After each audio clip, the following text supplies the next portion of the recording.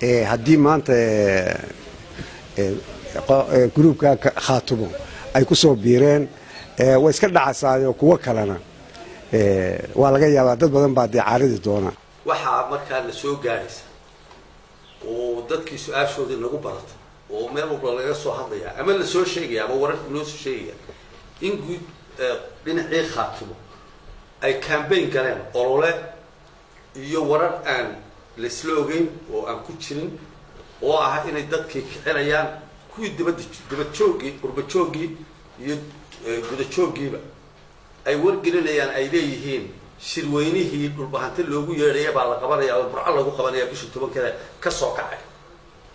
iyo odayaal iyo qabaa'il cuqaal garaado odayaal kale dad abaabul leeyahay istiyaariye markaasuna mid meesha ku jiray maaha war faratoon waa ka xishoonnay war fardi ahaan baan uga xishoonnay wasiir ahaan baan uga xishoonnay oo wasiirka arrimaha gudaha yahay inuu ra'iis gelinin wax walaahow ah wali waqtigiyaga loo yeeli lahaa lama gaarin inta la yiraahdo Cali Khaliif waa nin ummadan ku akansar dhibaatooyinkii uu dalka ka dhigay baa yaala ku talax ka dhigay baa yaala ku buuhoodla ka dhigay baa yaala ku deganaansho la'aantu sameeyay baa yaala maalin kastana diyaarad buu soo fuulay war isagu waxaanu marba la soo taagan yahay khaatuma ma jirto waa Cali Khaliif iyo afar war isagu yuu haystaa shir loo qabanayo iminka dhulbaanto loogu yeedhayaan ma jiro isaga siilaan yaa magacaabay siilaan yu mushahar ka qaataa khaatuma wararka laga soo sheegay hooy dagaankii bay dhaxmareen wararaan la isla ogeyn bay sheegeen leeyihiin shir baa dadku isugu imanaya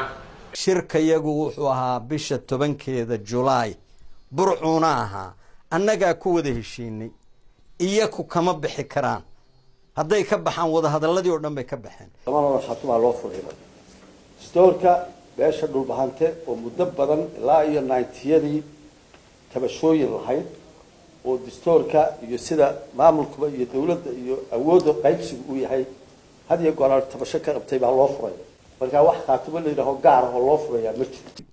annagu haddaanu khaatuma nahay waxba dhulka nagama yaalin